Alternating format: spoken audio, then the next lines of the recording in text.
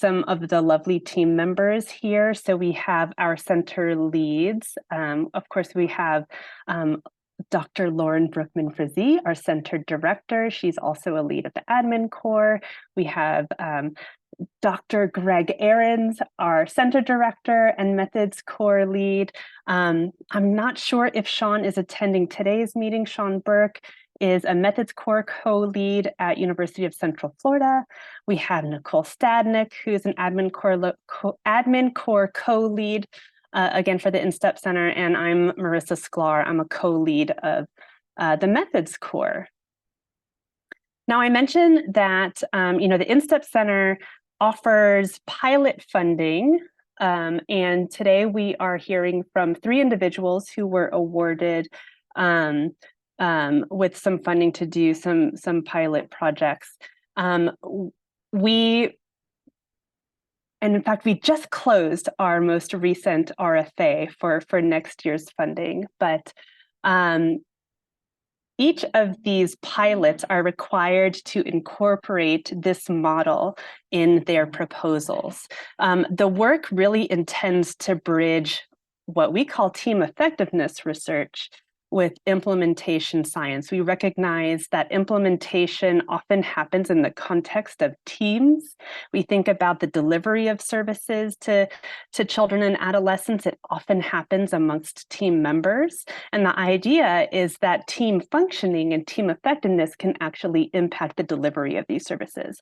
So we have this model here that we use to guide a lot of our work, to guide a lot of our research. And again, all of the projects that you'll hear from today were required to incorporate this model in their proposals in order to be successful with funding. So now let me introduce you to our presenters who will be presenting today. We have 3 fabulous presenters. You see here on the screen first is Melina Melgarejo. So Melina is an assistant professor at San Diego State University's Departments of Special Education and Dual Language and English Learner Education. So Melina's research utilizes a community partnered approach and focuses on exploring implementation of services for students with disabilities. And after we hear from Melina, we will hear from Jobin. So Ali is an assistant professor of psychology at California State University of San Marcos. Ali has over 20 years experience as a clinician, a trainer in evidence-based practices, and she's a clinical lead and supervisor in multiple autism service settings. She has a ton of clinical experience that informs her research, and she tends to focus on treatment for children with autism and the effective delivery of evidence-based practices in community settings. And then we will hear from Joel Crumé. So Joel is a postdoctoral research associate at Kazrick within the Department of Psychiatry. Joel holds a PhD from the University of Washington School of Social Work. He has direct experience, excuse me. Joel has direct experience as a child welfare social worker supporting youth and families involved in the foster care system, and his research targets child welfare services and aims to contribute to policy and practice that strengthen the well-being of youth and families. So thank you so much. I believe we will actually start with Melina. Some little pieces of information here if you want to keep up with the InStep Center. If you want to access our website, you could, or the DISC website, there are some links there to do so. We have a YouTube channel with lots of resources available, and X, formerly known as Twitter, we put out a lot of our resources there as well. So again, thank you so much. Very excited to hear from our lovely presenters, and Melina, we'll start with you. Okay, sounds great. Let me go ahead and share my screen.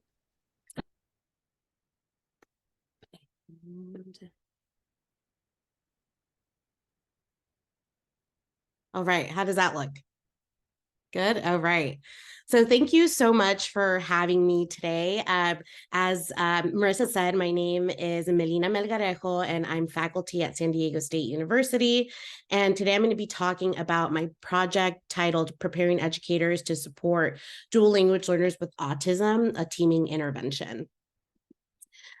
So to provide some background and put this project into context, in California, there's approximately 1.13 million students who are classified as dual language learners, and 12% of dual language learners that are identified as having a disability are dually identified as having autism or having a classification of autism.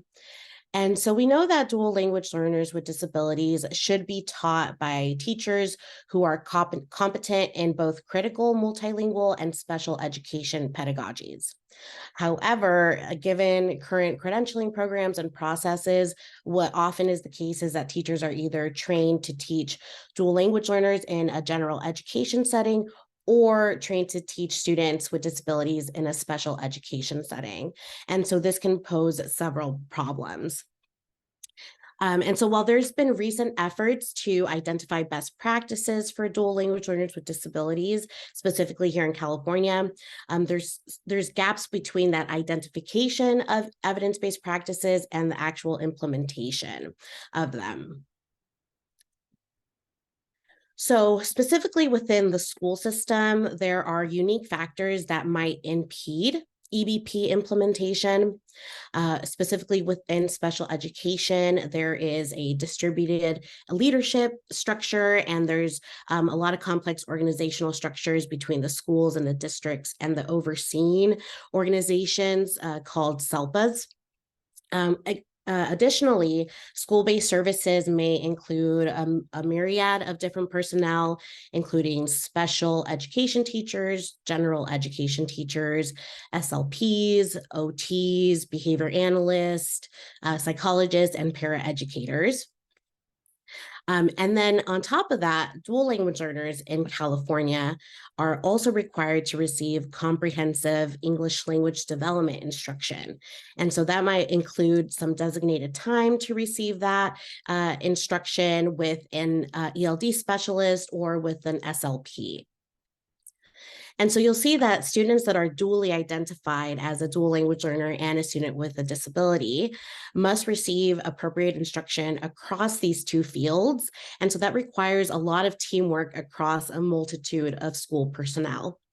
And on top of that, these team members might have varied teaching philosophies or differences in their professional training and exposure to evidence-based practices. And so given this complex structure, it's really important for us to understand the team mechanisms that are at play and that are associated with effective EBP implementation.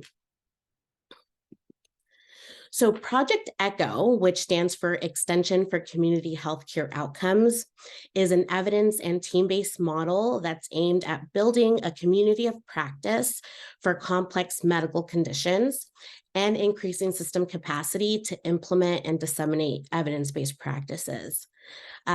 Specifically, Project ECHO connects community providers via video conferencing to an expert team for training in best practice and case-based learning.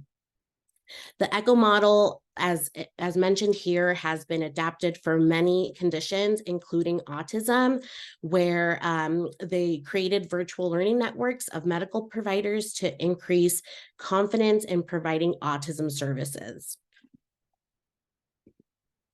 There's many benefits to the ECHO model. A recent review found that ECHO improves support and knowledge networks, which are key areas of need for educators.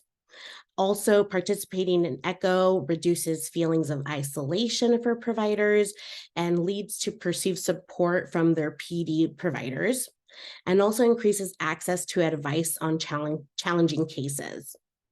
Additionally, there is preliminary evidence that participation in an ECHO can improve provider attitudes toward EBP.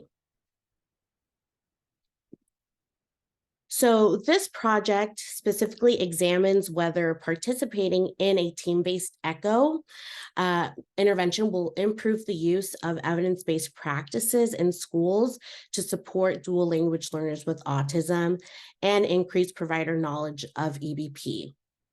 So this model, the ECHO model, builds this network of expertise, so it has high potential for sustainment and continued use even after the formal project and training is over. Additionally, by leveraging this team effectiveness research, we can analyze the relationship between the team inputs, the team mechanisms, and outcomes so that we can identify specific targets that hinder or facilitate EBP implementation.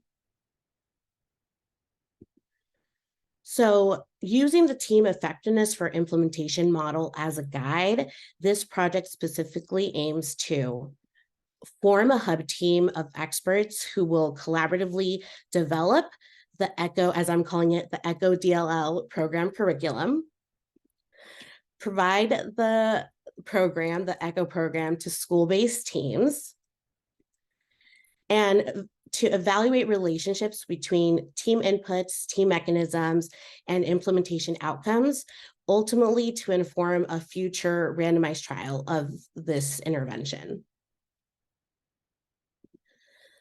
So again, using that team effectiveness for implementation science model, that model, as Marissa mentioned, posits a relationship between team inputs, team mechanisms, and outcomes. And so just briefly, I'll go over this just quickly and briefly. For this project, the team inputs that we're looking at, so these are antecedent factors like individual differences of team members or team characteristics. For this project, we're focusing on looking at individuals' knowledge, skills, abilities, and attitudes towards decision making. And we'll also take a look at team resources and team structure. For team mechanisms, team mechanisms consist of emergent states, which are dynamic properties of a team, and team processes. And so for this project, we will be looking at coordination, communication, and conflict management as the team processes. And for the emergent states, since this intervention will bring together personnel from different disciplines, we will be looking at psychological safety and shared mental models.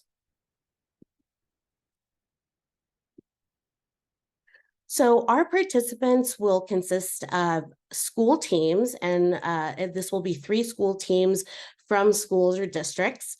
And these school teams will consist of a captain member who is our community partner, and I'll talk a little bit about captain on the next slide. And this captain member will assist in recruiting other team members, which may include general education or special education teachers, an English language development specialist, a school administrator, a parent, or a program specialist, for example. And then we will also have an expert hub team. And this hub team will include captain leaders and other partners we have that have extensive experience supporting dual language learners with autism. And so some members may include a BCBA, a school psychologist, again, a special education or a general education teacher, an ELD specialist, or a school administrator. So taking a step back, as I mentioned, Captain is our community partner and will be helping us both with recruitment and being a part of our school and our hub teams. Captain is a multi-agency network that is developed to support the understanding and the use of evidence-based practices for individuals with autism across the state of California. And the vision of Captain is to develop and maintain a training and technical assistance network, inclusive of various agencies in California that will work at the local level to improve services for individuals with autism. Captain is guided by a multi-agency leadership team of 40 individuals who work with these various stakeholder groups within California. Captain has over 400 representatives from these various agencies that support individuals with autism. And so these include regional centers, special education local plan areas or SELPAs, family support agencies, and higher education preparation programs.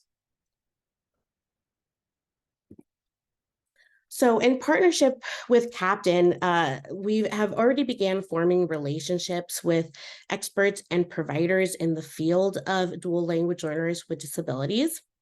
For example, Captain and Imperial County SELPA have partnered to develop an infographic that highlights how evidence-based practices for autism are aligned with best practices for supporting dual language learners with disabilities. Additionally, during the Captain Annual Member Summit, we organized a workshop for members that addressed gaps in practices and resources for dual language learners with disabilities. And the workshop included reviewing instructional strategies, using IEP goals to inform practices, and understanding parental experiences. Additionally, there has been an ECHO focused on providing professional development on EBPs for autism to providers that was conducted over the pandemic. So Captain partnered with the Autism Center for Excellence at the Mind Institute, as well as the SED Center at UC Davis, to establish the Autism Tele-ECHO for educators. Sorry. And that ECHO was aimed at equipping school providers with tools, strategies, and resources to use distance coaching to assist families during home-based instruction.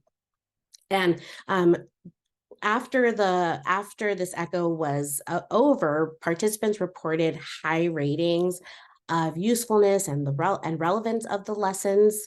Additionally, participants reported an increase in their knowledge of EBPs, and they reported that they loved the parent-teacher collaboration that was established.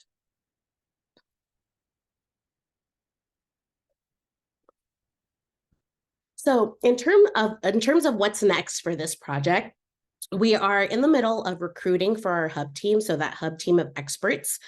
And once we have finished recruiting for the hub team, they will participate in what is called ECHO immersion training. And the immersion training consists of 16 hours of training that includes didactic information, interactive activities, and discussion.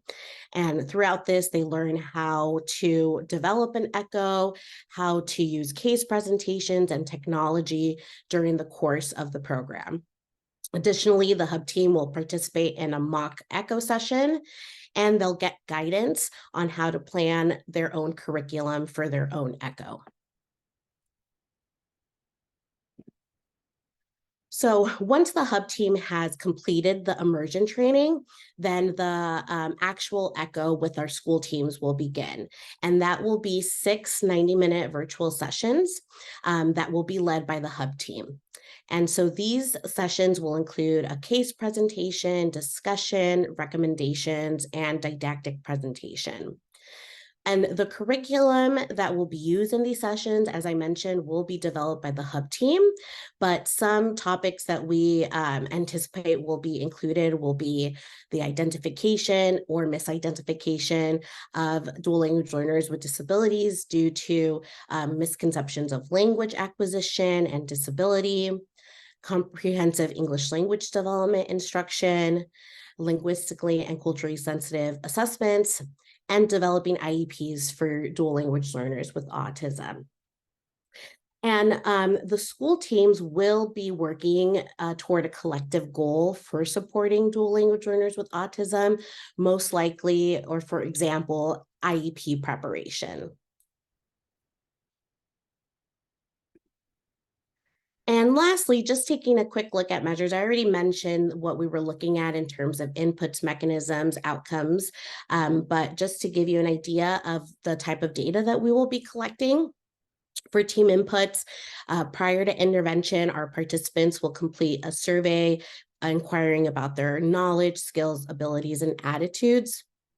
For team mechanisms, we will be using the intra-group conflict scale. We'll use an instrument that measures coordination, communication, and cooperation. We'll use a paired comparison measure that asks about shared mental models or measures shared mental models, and the Edmondson psychological scale. And then for implementation outcomes, we'll be using a 3-part instrument that measures acceptability, appropriateness, and feasibility of the intervention. And then for educator outcomes, we will measure their knowledge of EBPs with a pre-post assessment. And that is all I have. I'm not sure if we're doing questions right now or at the end, or if there is even time for questions. There is time for questions. Thank you, Melina. That's a lovely presentation. Absolutely. If anybody has any questions for Melina, certainly we are welcome to take them now.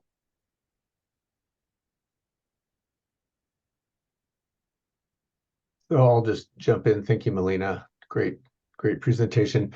How has it been engaging with the different participants in your project? I'm just wondering like how that goes, if you have experienced challenges and how you've addressed those in the process. Yeah, what's great about that, Greg, is that because we have our community partner organization captain that is all over California in the schools on the ground, they will be essential for us in recruiting our school teams, and they have connections with the teachers and other personnel at the schools. So our community partner will be essential in that piece. Great, thanks. Mm-hmm.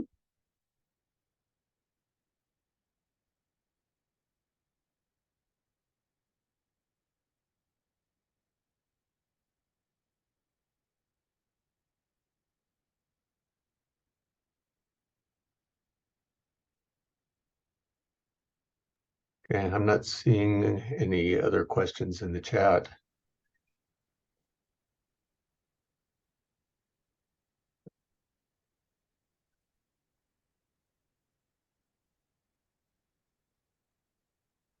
Yeah, I agree with Jessica. It's an exciting project. Yeah. It's a rather large project, and you actually have quite a bit of measurement that you propose collecting. I'm so impressed by the fingers crossed. Yes, we'll see how it goes. But it certainly is exciting and has tremendous potential. Yes, absolutely excited to get it off the ground. It is already starting to get off the ground, but to get the actual echo sessions going and give an update when that happens. Yeah. Can I just ask a quick question, Marissa, before we move on? Yeah. Mm-hmm. So you've started, Melina. Are there, we know that you have your plans, you have your plan measurement. Are there any challenges that you're anticipating, just given what you've started so far as either the measurement and data collection or getting the echo off the ground? That's a great question. Like, what's keeping you up at night? Or maybe you're sleeping well now. Yeah, I think one of the things is the curriculum, the development of the curriculum, right? And thinking that there's only 6 sessions. So how do we pick the most important topics for our school teams? And part of that is also ensuring that we are including that parent perspective, especially when we're talking about something like IEP preparation, right? So I think it's going to be essential also that we have parent participation both on the hub teams and on our school teams so that that voice is there. So I think on the side of getting the echo off the ground, the development of the curriculum, right? And making sure that we pick the most essential information to select. In terms of measurement or data analysis, one of the things with data analysis that we've talked about is that we have a small sample. So it would be really great to be able to do some more complex analysis in terms of like multi-level, right? We're looking at school teams that are within districts, but we'll have to be a little creative with how we take a look at that data. And that's what the R01 is for, right? It looks like Dominique has a question about parent input. Hi, how are you? Hi, good. I'm good. Good, thank you. Good. I apologize. I'm off camera. My laptop crashed and then my phone's almost out of battery, but I didn't want to miss these presentations. So anyway, I may have missed it because of my tech issues, but do you have parent or caregiver input as part of a mechanism of the process? So we will have a parent on the hub team, which is that expert hub team that will be developing the curriculum. So absolutely, that will be a part of the process of creating the curriculum. Okay. Is that what you're referring to? Yeah, because it's really great to have someone who's got the lived experience to help guide it to make sure the curriculum makes sense to meet the needs. And so that sounds like that role is there. And then sometimes what we've done in the past is we have family advisory councils. Okay. So I didn't know if that was something that was also under consideration, but that's a whole body of work. So Yeah, you don't need to do it. No, that's great. And I'm going to definitely note that down, not for this pilot project, but absolutely for a future project, we would absolutely have something like that. Okay, great. Thank you. Related to Dominique's question, I was curious if there were any concerns about parents feeling comfortable to share their opinion. If I see you are collecting psychological safety, that's one of your measures, the Edmondson measure, but ensuring that all of those perspectives are heard, of course, there must be a context wherein people feel free to share. So I was wondering if you had any ideas about that or any concerns, any plans to try to tackle that. Yeah, so I think because there will be one parent on the hub team, and then for each school team, the 3 school teams will have one parent. So I think selection will be important, selection of the parent. I know for our hub team, we're thinking of parents that already are involved in like parent support groups, right? That are in a position where they can help other families and other parents. So that's the first thing that I'm thinking of, is that we'll want to ensure that it's parents that are comfortable sharing and that can also go out and help other parents and families. Yeah, that sounds lovely. Are there any additional questions for Melina?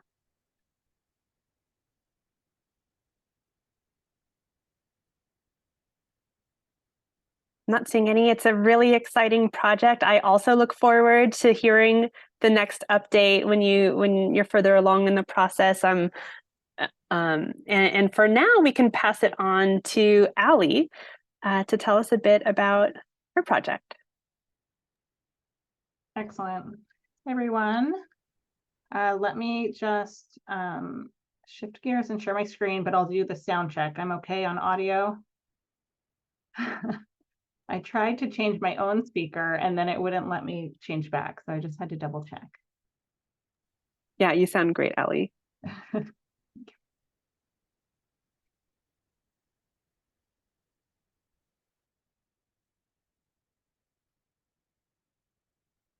Okay. I hope people can see my screen. Thumbs up, good. Awesome. All right. Well, I am really happy to follow Melina, and it was wonderful to hear about her project. I will be talking about our work, team effectiveness factors in the implementation of autism evidence-based practices. And what's wonderful is to see so many familiar faces who've contributed to either work leading up to this or who are partners in this work. So what I'll walk us through is just some background and rationale, talk you through the current project and our project aims. Kind of preceding that, some of the methodology, I'll be talking about a parent study that that we are drawing these data from for secondary analyses, and I'll share our methodology, and then give an update on our early progress and plan for next steps, and then chat with questions. So autism is a significant public health concern. As Melina shared, in recent estimates are 1 in 36 children are diagnosed with autism. And research tells us how important access to effective intervention is for promoting positive long-term outcomes, where services are delivered for this group in many different service contexts, including educational contexts and specialized mental health services. And I know I'm speaking to an audience for which this is familiar, but while evidence-based practices for autism have strong research support, and these interventions exist, they're not routinely used in usual care. And this is that research to practice gap we all know so well. And it's really important that we do research on strategies for improving EBP implementation in community settings to promote that delivery of practices that were developed through these processes in feasible and sustainable ways in real world, real life. And leaders are really important to implementation efforts, and most public systems supporting youth with autism, what we know is that they include multi-level distributed networks of leaders. And there's not a lot of research in this context on effective leadership teams. So in this context, I'm defining a leadership team as 2 or more leaders, maybe administrative or clinical leaders, working together to accomplish a goal. I will be talking about the goal of implementation of evidence-based practices. So this would look like coordinating and supporting training of providers in a specific practice and in the delivery of that practice. And we really do need to understand better how team-level leadership factors are involved in EBP implementation for autism so that we can ideally improve our training and delivery. So team effectiveness research specifies these team-level factors as key to our outcomes, and this work really is grounded in the need to better understand these factors and how they're involved in EBP leadership teams for autism services.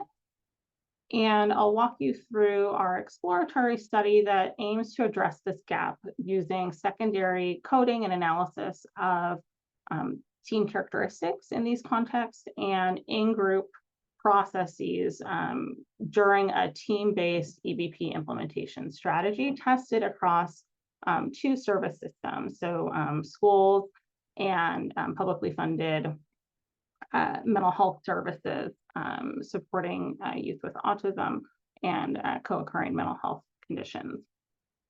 So I'm going to shift gears and present the parent study. So some important background about the study from which our analyses will be drawn. So this project leverages community partnerships, of course, the InStep Center and the TEAMS implementation trials. These are 2 statewide coordinated NIMH-funded implementation trials in autism services. These trials are led by wonderful investigators, many on this call. So Drs. Lauren Berkman-Frazee, Aubin Stamer, and Anna Lau. And these implementation strategies targeted 2 different factors. So one targeting provider engagement and one targeting leadership support based on information from prior studies in terms of areas of need, with a focus on improving provider training in 2 evidence-based practices. And every time I explain the study, I have this visceral reaction to how complex this project really was. So 2 evidence-based practices for autism developed through community partnered approaches called AIM High and CPRT. And the study was conducted in education and mental health settings. So the parent studies were focused on understanding how to improve provider fidelity and engagement and training, or really the adherent effective use of the practices that the providers were being trained in. Of course, also looking at our ultimate goal, which is to improve child outcomes. And the trials evaluated the effectiveness of these 2 strategies targeting organizational leaders' support and engagement of the implementation process, and then another set of conditions targeting provider attitudes and motivation related to training.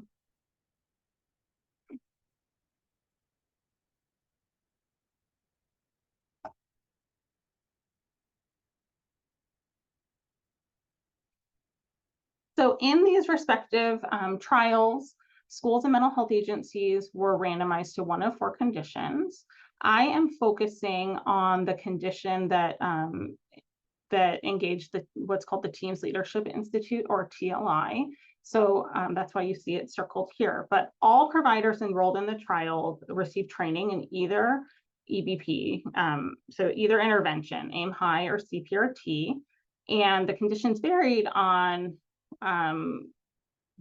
whether they receive what we call gold standard training, the training that's already been demonstrated to be effective, or one of 3 combinations of the provider enhanced training, the leader enhanced training, or the combination of those 2.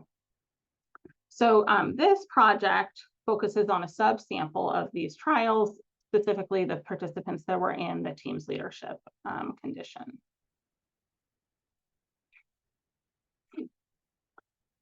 So a little bit about TLI. So this intervention is a data-informed leadership intervention aimed to improve implementation climate in mental health programs or school districts and schools through implementation leadership training. Really focused on helping leaders to engage in implementation-related behaviors that encourage the provider engagement in training, success in training, and use of the specific interventions that were being tested. TLI draws from Dr. Greg Aaron's Leadership and Organizational Change Intervention, or LOCI, or that strategy targeting also similarly the development of leaders with the goal of optimizing intervention implementation. So one key adaptation that really is important to this project is that in the Teams trials, programs that were enrolled or districts that were enrolled had the option to enroll teams of leaders, really reflecting that distributed nature of leadership. So when we talk about leaders, we usually are seeing multiple leaders participate in this training. So briefly, I want to summarize some exciting, kind of hot off the presses or not even yet in the presses, findings from the trials that really underscore the importance of understanding what's going on in these team-based implementation efforts and in the Teams Leadership Institute in particular. So preliminary findings from the parent trials found that TLI was significantly associated both with higher provider fidelity compared to the non-TLI conditions, and then also statistically significant improvements in child outcomes in the TLI condition compared to the non-TLI conditions. And then in regards to what is TLI impacting, preliminary findings also suggest that TLI is associated with the leaders' increased implementation support strategy use. So these are the kind of explicit behaviors that the leaders are engaging in during this implementation process. At least preliminarily, and I say this knowing that there are people on this call that may know more now that we have a full data set, the hypothesized mechanisms, so implementation, leadership, and climate, these were, our data were indicating these were not engaged, indicating a need to understand what's going on in these teams. So what are the optimal structures, what are the dynamics, and understanding those more deeply, and what's going on in that black box.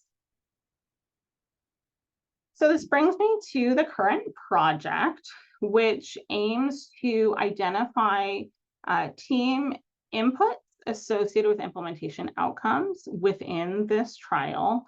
So implementation outcomes including those support strategies, and then provider completion of training and fidelity to those models. And then also identifying team processes associated with implementation outcomes.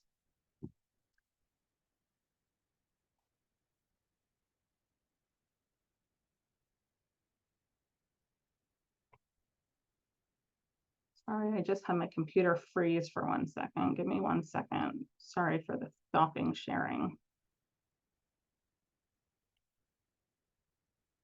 2 seconds. I think I need to close it and reopen it.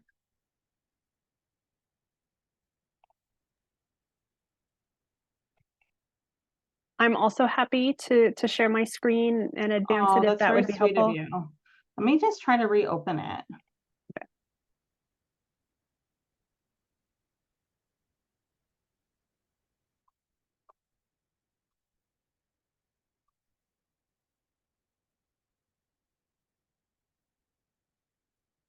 Oh, okay. Sorry about that. One more try. Okay, it looks like it opened, so at least there's that.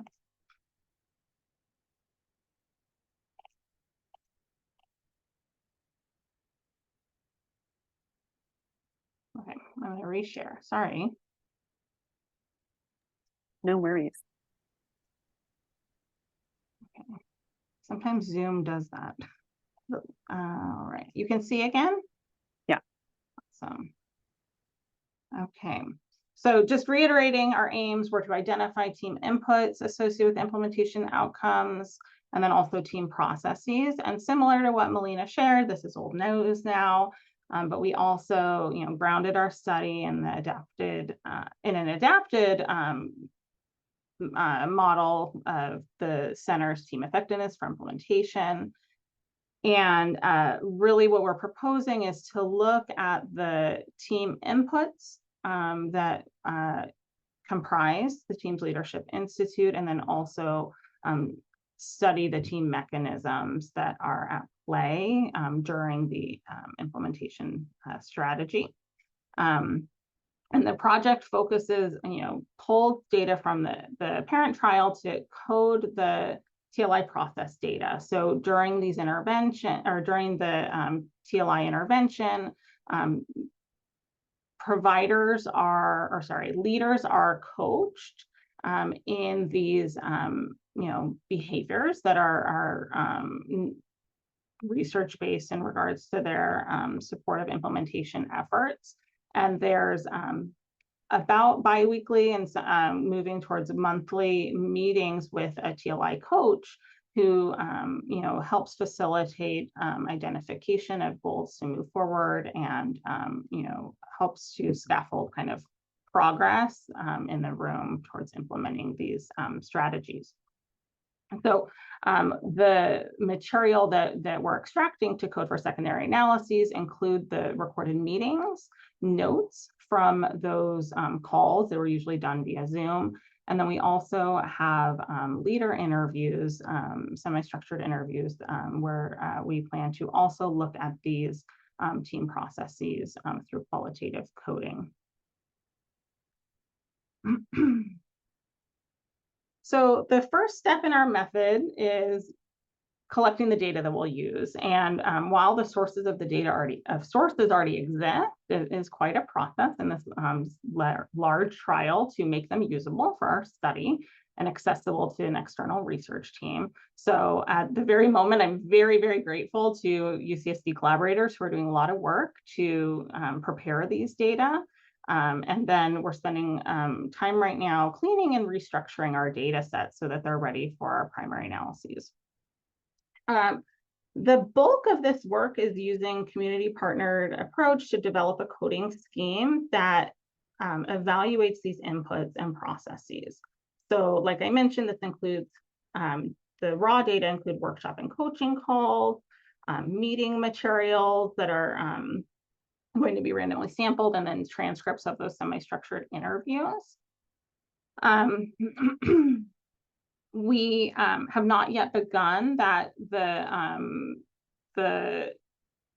development with our partners in the coding scheme, but are really excited to do that very soon, where we're using that framework and information from the proposal development in regards to what factors we think may be at play, and then refining them through pilot testing and discussion to come to a refined coding scheme.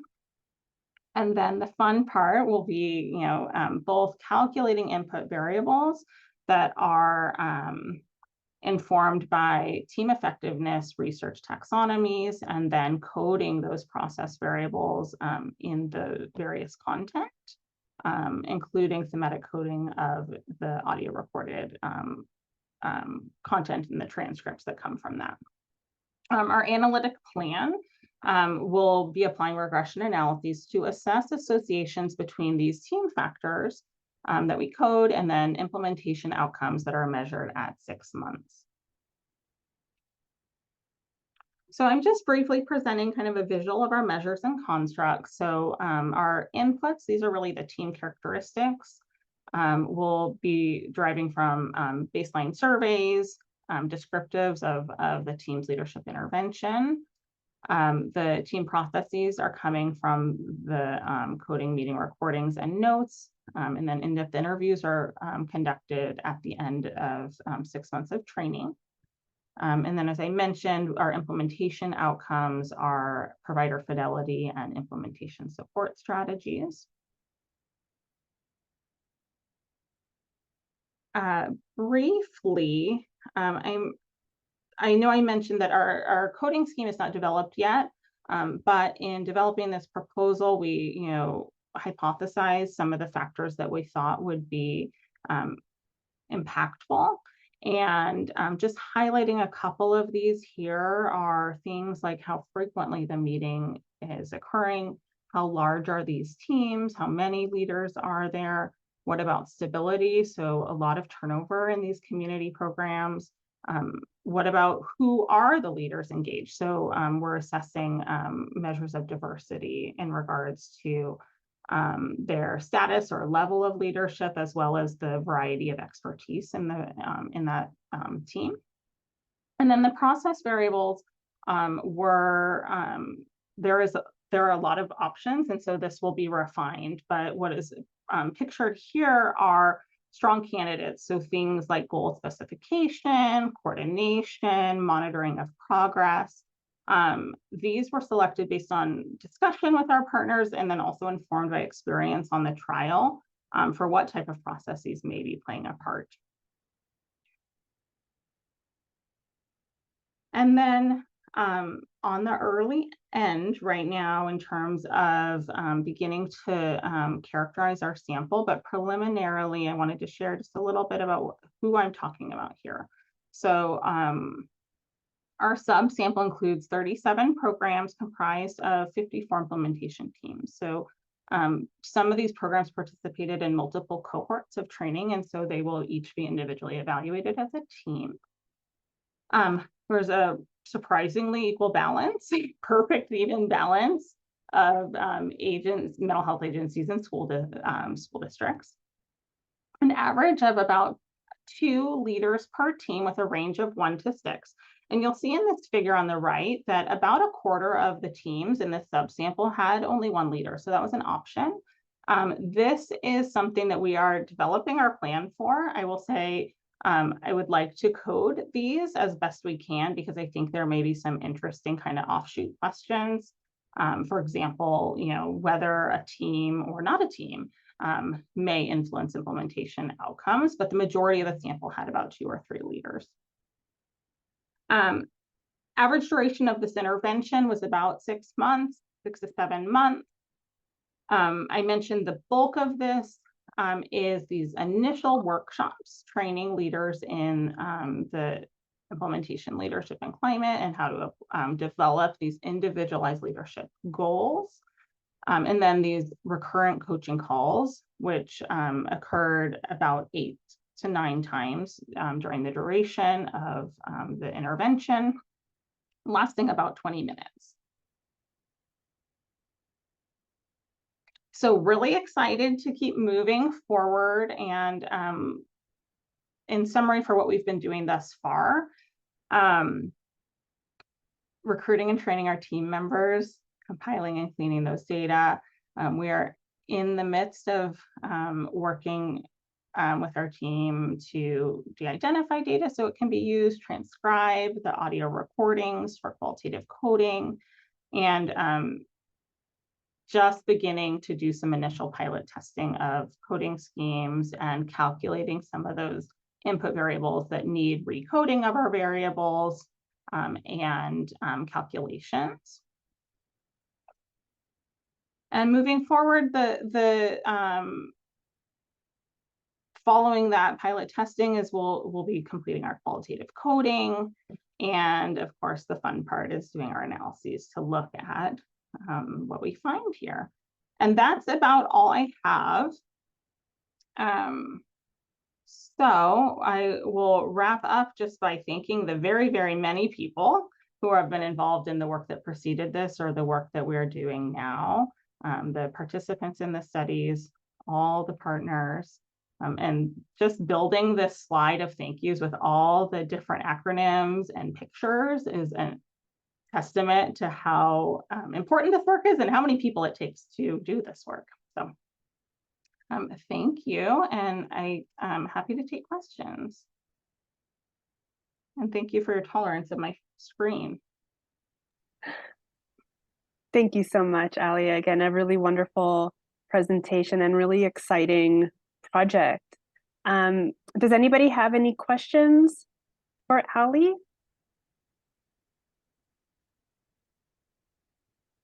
I will answer that before, because I'm reading Patty, who's one of her partners, gave a question that is on my mind.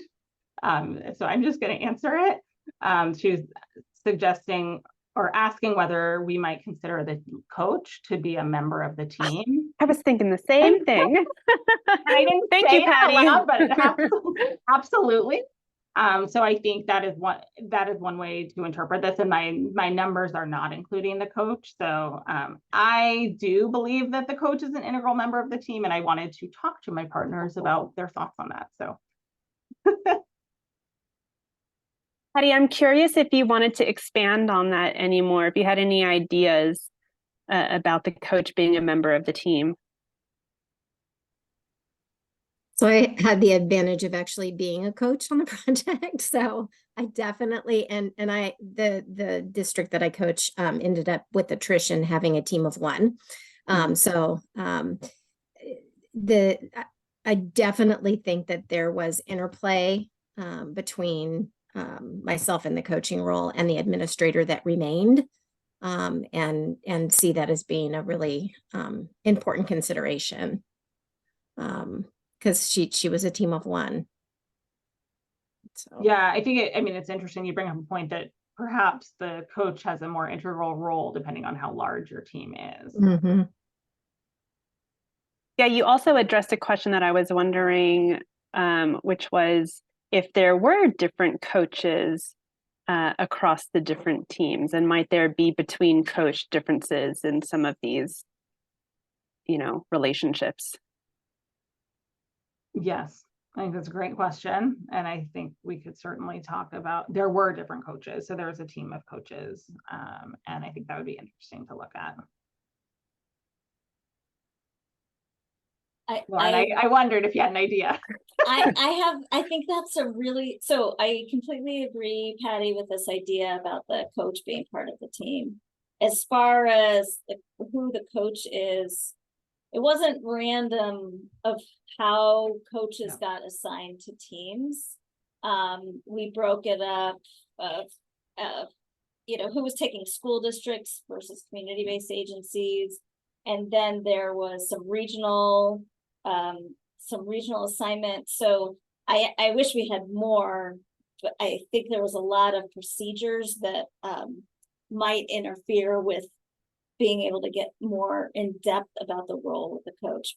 However, the transcripts of the calls, including what the coach is saying could be, as a way to just capture coach's input in the process and their role in the process.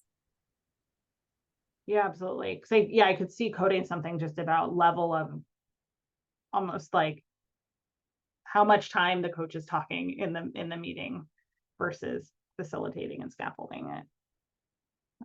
And Lauren, your idea also made me think about coding, like looking at when it was, like you said, procedurally, sometimes there were barriers, but looking at what the expertise is of the coach and how that may inform the development of goals. Yes, absolutely. I was even thinking about the length of coaching calls, the duration, the frequency of coaching calls, that could potentially vary by coach or even by that interplay between coach and leader or leader team. It's I don't know how to disentangle it, but it certainly is interesting and I think potentially impactful. Yeah, but of course there's major limitations, right? Those weren't randomized, but it's for pilot data, it would be interesting to look at which of those factors seem to play a role. I love the idea also of retaining the single leader teams as a bit of an exploration of differences between multi-leader teams and single leader teams. I really like that. Thank you. Allie, I just want to acknowledge just the descriptive information. A lot went into just accessing that information. And so that in itself is useful to just look at, the number of coaching calls, and how that varied and who was on the team, and then accessing all of those multiple data sources that we didn't really intend to code in the way that you are. Just gathering the data, it's a huge task, and it's already generating information. So yes. Good work.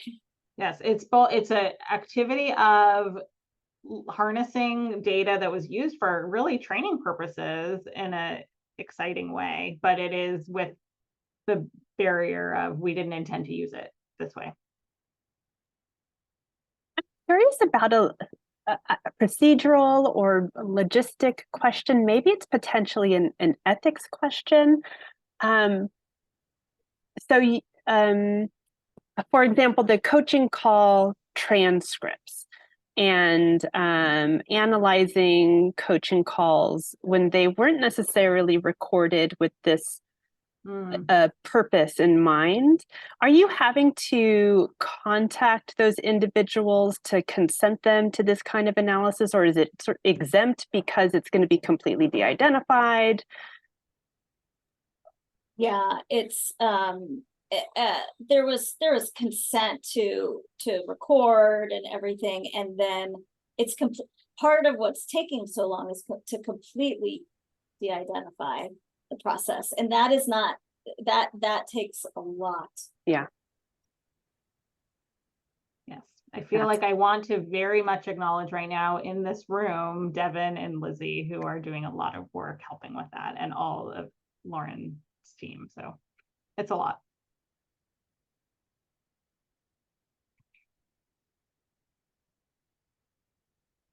Well, are there any additional questions for Allie in this exciting project?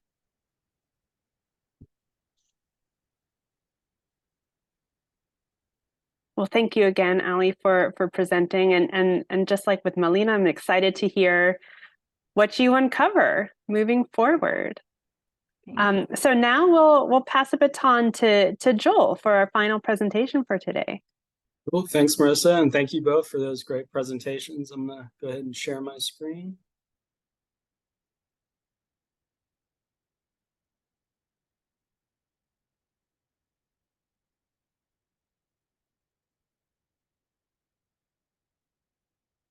All right, is everyone can see that all right? Cool. So thank you again for having me today. My name is Joel Crumé, as Marissa said. I'm a research associate at the Child and Adolescent Services Research Center at UC San Diego. And I'm presenting about our pilot study today called Team Effectiveness Processes in Child Welfare Services, Child and Family Team Meetings, or CFTs. So first, I just want to thank the InStep program for funding this pilot study and note sort of the background of the pilot study. So this pilot was developed in support of the R34 study, applying after-action reviews to child and family team meetings to support improved mental health service linkages within child welfare services, led by Dr. Greg Ahrens, Dr. Daniel Fettis, and Dr. Marissa Sklar are on this call. So this pilot study came out of that. And it was developed collaboratively with San Diego County Child and Family Wellbeing, or the Child Welfare Services. So the study background, the pilot study sort of emerged out of conversations that we were having within the larger R34 project. So right now in the broader R34 project, we're in the first phase where we're interviewing county leadership, we're interviewing partner organizations, running focus groups about CFT meetings, or child and family team meetings. And during the course of these conversations with folks in their data team, their administrators, they mentioned that they had a large amount of post-CFT meeting survey data that they hadn't been able to analyze. And they noted that they felt that this post-CFT survey data held a lot of important information about child and family team meetings, about members of the meetings' experiences in the meetings, and really expressed the desire to have the data analyzed. And we were sitting in the meeting and we thought, well, this is a really great opportunity, and we could create a pilot study that really aligns with both the intentions of the RFA for InStep to support community engaged partnerships driven by the needs of partners. And it really represented a unique opportunity to work with data that was collected by a partner organization and support their goals to better understand child and family team meetings. So it's really the goal of this, and how this pilot study came about, was to support San Diego County Child and Family Wellbeing with real meaningful information that helps them inform their evidence-based practice of child and family team meetings. So I wanted to talk a little bit about the sort of backdrop in child welfare, and why child and family team meetings are so important. And I'll talk about the actual evidence-based practice of CFT meetings in a second. But just broadly speaking, there's a high prevalence of mental and behavioral health needs among children and youth involved in the child welfare system. So involvement in the child welfare system broadly is associated with experiences of maltreatment and familial and community instabilities that really intersect with social marginalities that have exposed children, youth, their families to really high levels of trauma and instability. And so because of that, approximately 3/4 of the children and youth that are entering child welfare services involvement exhibit mental and behavioral health challenges that really warrant specialized care. And that's significantly higher than their community peers. So in fact, the American Academy of Pediatrics has identified mental and behavioral health as one of the greatest unmet needs for children, youth, and foster care. And there's strong evidence to suggest that many children and youth currently involved in child welfare services aren't actually receiving appropriate mental and behavioral health services while in care. And CFT meetings are one of the evidence-based interventions that have been used by county child welfare agencies in California and across the country, and currently used in San Diego to really help coordinate that service delivery, among other things like ensuring safety and permanence for youth involved in the system. So team decision-making processes that are embedded in the child and family team meetings have been shown to really support the connection of children and families to mental and behavioral health treatments, and to increase timely family reunification. So, you know, I worked as a public child welfare social worker before, and I've seen it myself. And then the evidence also supports that these CFT meetings are oftentimes the first opportunity for families, social workers, all the service providers to really get together in one space to meet and discuss case plan objectives and treatment needs for the children and families when they become involved in the child welfare system.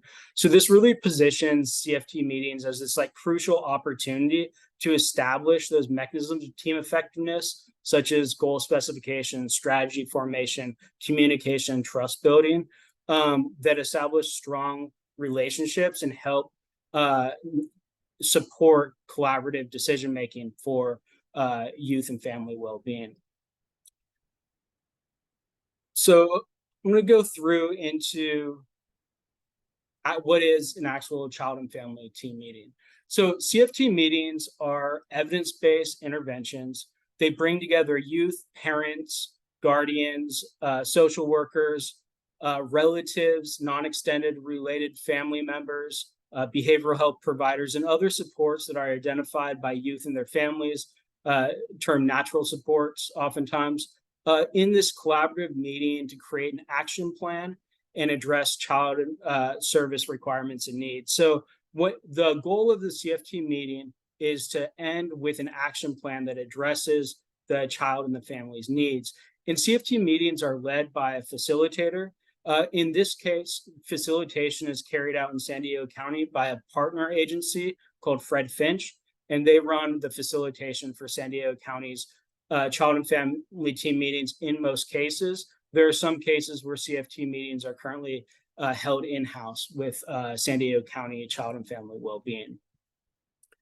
So each youth comes into the child welfare system in San Diego, is required to have a CFT meeting within 60 days of entering services to identify areas of behavioral, emotional, or social needs and complete the initial child and family wellbeing action plan.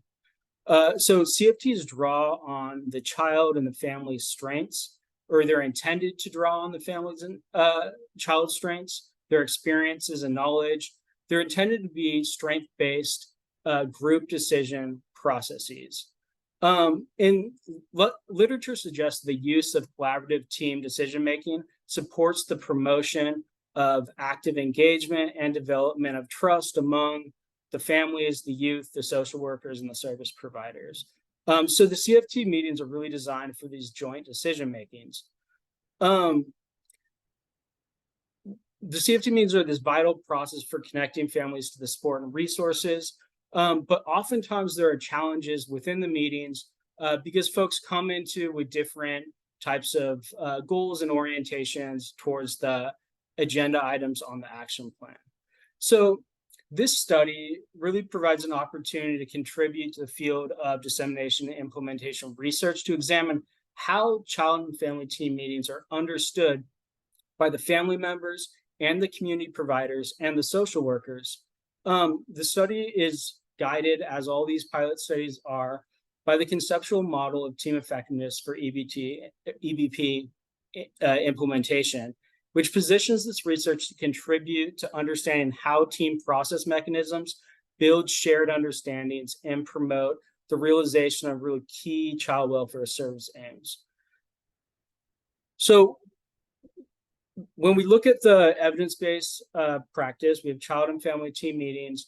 Team inputs are CFT meeting member roles, team mechanisms, and then team outcomes. And I'll go through that, how we've modeled that out in the next few slides, because the data that we received in this study wasn't created by us. We were given this data, it's secondary, and they created the items. So the pilot study aims to conduct this multi-methods analysis of this secondary data that was developed and collected by San Diego County Child and Family Wellbeing. On the quantitative side of things, we want to evaluate how CFT members' views of team mechanisms are associated with how they understand the CFT meeting's ability to connect youth and families to appropriate mental health and behavioral health services, and then whether or not CFT members viewed the meetings as creating action plans that represent the youth and family needs in an authentic way. And then qualitatively, we have quite a few short answer responses that were collected to the questions, what went well in the CFT meetings, and then how could the CFT meetings be improved? And so we're going to explore the responses to these open-ended survey items and look at what people said about them based upon their different roles in the meetings. So going back to the study data, initially, when we started having these discussions with child and family wellbeing, we had discussed, and they had discussed, having pre-pandemic and post-pandemic data that could be analyzed. And this was really exciting because from an analytic perspective, because the pre-pandemic CFT meetings were all held in person. And after the meeting, all the members of the CFT meeting were provided a paper anonymous survey to fill out voluntarily. And then we were told that the results from those paper surveys were put into an electronic database by Child and Family Wellbeing. And so we would have that pre-pandemic data. And then we'd also get the post-pandemic data, or during the COVID-19 pandemic, when CFT meetings were switched to virtually and conducted via Zoom. And at that time, the post-CFT survey was then delivered with an anonymous survey link online to everyone who joined the meeting, and folks could fill it out that way. Unfortunately, we were only able to receive the post-pandemic survey. So all of the data that we actually received from child and family well-being represents electronic surveys. So we had initially come into this with an aim to look at how the platform impacted folks, participant and members of the CFT meetings, thoughts about team effectiveness, whether or not in-person or Zoom changed that. But since we weren't able to do that, we're looking specifically at the roles of members rather than the platform. So we're using data from 2020 to 2023. San Diego County Child and Family Wellbeing conducts roughly 120 CFT meetings each fiscal quarter. So everyone who went to a CFT during this time was provided an anonymous survey link. The post-CFT survey participation was totally optional, and just it didn't ask any demographic questions. So folks were able to answer as honestly as possible, because many folks who are involved, particularly parents, youth, caregivers, have some fear about reporting negative things while involved, particularly in the early stages of a child welfare services case plan, because they feel reticent to share, thinking their responses might reflect poorly on their case. So the sample that we received was 1,408 surveys that were anonymously collected. It all post-pandemic, and participation ranged from different member roles. The question of member roles in was the only demographic data that was provided in the survey. And so that is how we're looking at different groups with this survey data. One of the questions to develop member roles was, what is your relationship to the child or youth in the CFT meeting?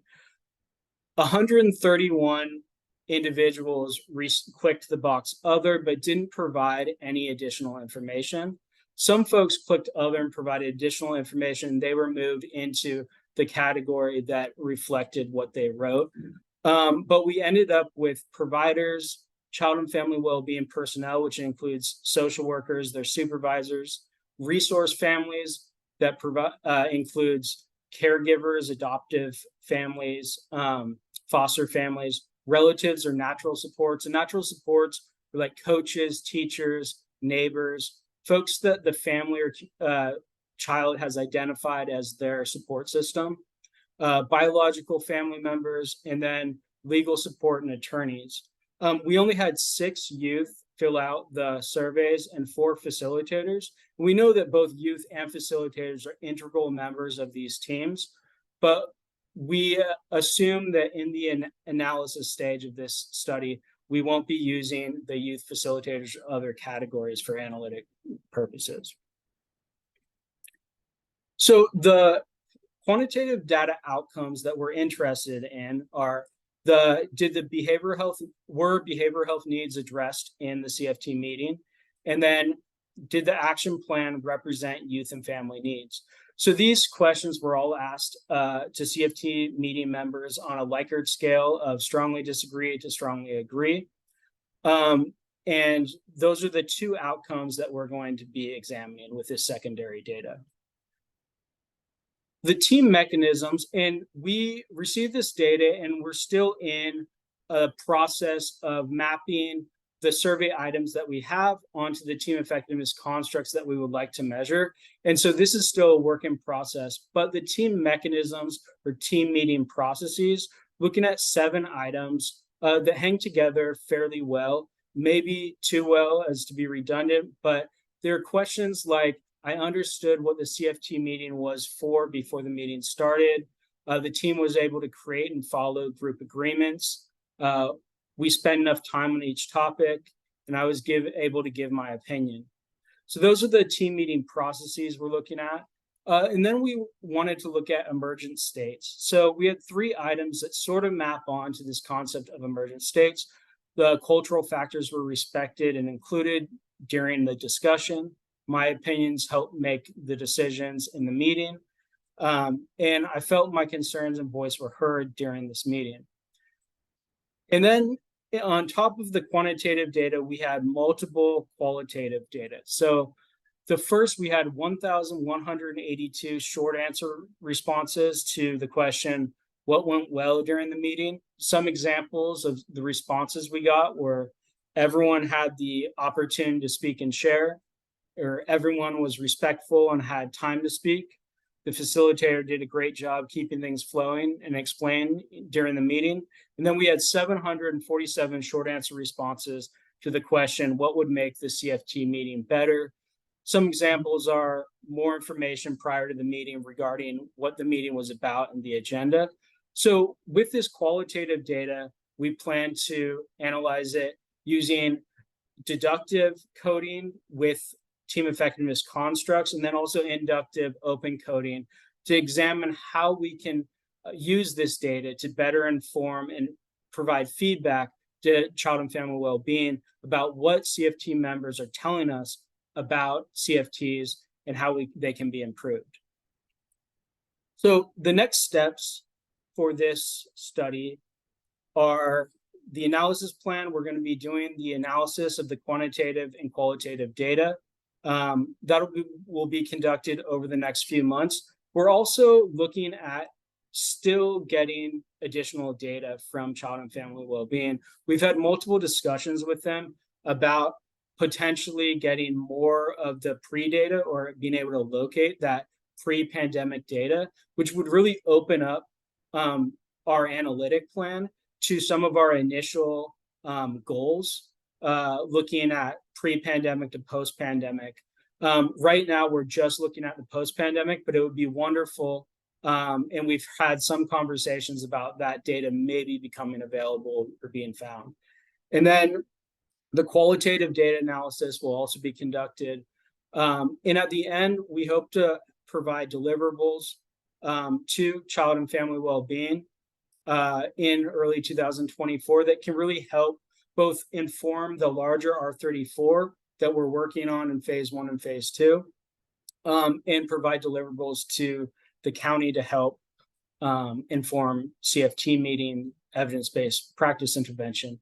So we've talked about creating deliverables for the county, a summary report for county leadership, making different fact sheets to different audiences. So for parents and youth, families, for practitioners, for different supports, community service providers about CFT meetings that pulls in the information that we learned from this study and gives some instructions and helpful feedback to help support them and inform them about the CFT meeting goals, that parents and youth know that they can call a CFT meeting and bring the team together to talk about goal specification and strategies. And then community presentations. We're going to present our findings of this study to the child welfare leadership and staff and the facilitating agency to share back what we've learned with all of them as they work to improve this evidence-based practice. And then finally, we plan to present our findings at conferences, hopefully in the next year. So those are targeted deliverables and the next steps. And appreciate any questions and feedback. Thank you, Joel. I'm biased, but I think this is a really exciting project, really important work that is being done, and a really lovely example of the relationship between, researcher and community partner to do some work that is potentially really impactful. And as Patty mentioned, really lovely that the dissemination plan involves sharing findings again with the partners. So I'll open the door for any questions or feedback from any individuals here. So thank you, Joel. And I guess I'm biased as well, but I'm just, as you were talking, I mean, it's fairly unique for researchers to partner like with a service system and then use this type of service system data that was developed and collected by them. And I think, I mean, I come in with a bias, of having like strong psychometric measures developed by researchers, et cetera. But this is kind of a cool opportunity to bring in data that's conceptualized by our partners. Can you talk a little bit about kind of what you're seeing in those data and your thoughts about the types of questions that were asked and how it sort of fits with this project and with a research perspective in general? Yeah, so I think it's a really good point about the difference in data quality from what we might anticipate or expect coming from data developed by an academic research team, and then the data that is developed by our community partners. And it's a great opportunity to sort of contrast that, and we're seeing that with the data as it's coming in, and how the survey items were created. And I think that it gives a really clear and interesting picture of what's actually been being conducted on the ground and being used by community organizations that are sort of outside the academic bubble. But it does make it more difficult to do really robust analysis when the psychometric properties of the survey that we haven't been established. And so I think that is a balancing act with collaborating with community partners on this. When we look at the initial data, I think that there really are some strengths to it, and it does map on well to varying degrees with the team effectiveness constructs. And in our initial analyses, so I looked at both the outcomes individually, and I looked at the different items individually and different like scales that we've created so far initially, and I compared them by groups. And across the board, parents, natural supports, and relatives had lower mean scores than did social workers, service providers, and legal supports. And they were significantly different for the most part on every single one of the measures, with parents rating the effectiveness of these meetings more poorly than the professionals. And so I think that really reflects the data in the research base that we have coming into this, that parents go into these meetings feeling disempowered, feeling like they haven't had enough ability to contribute meaningfully in the child welfare process, both in the court proceedings and then throughout the case plan development. And this really offers an opportunity for us as academic researchers to partner with the agency and say, look, this is actually happening here in San Diego County. We need to do a better job, and the agency needs to do a better job of supporting parents and giving them these opportunities to meaningfully collaborate and create these teams that trust one another and can really create effective service plans for kids and youth. So I think it's an exciting opportunity, but I also acknowledge that there are a lot of methodological challenges using this type of data.